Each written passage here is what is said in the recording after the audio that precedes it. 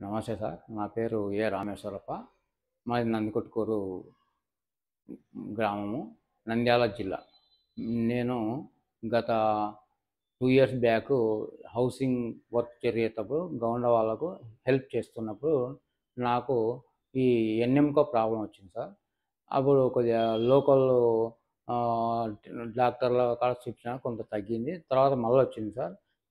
ఈ రిస్కు ఎక్కువ ఉంది కాబట్టి ఇది మీరు కర్నూలు పోండి, మెడికో హాస్పిటల్ పోండి, ఆడ బాగా చూస్తారు అని చెప్పినారు సార్. నేను ఒక 15 రోజుల కిందట వేరే చోట కూడా టాబ్లెట్లు తిన్నా కూడా తగ్గలే నాకు.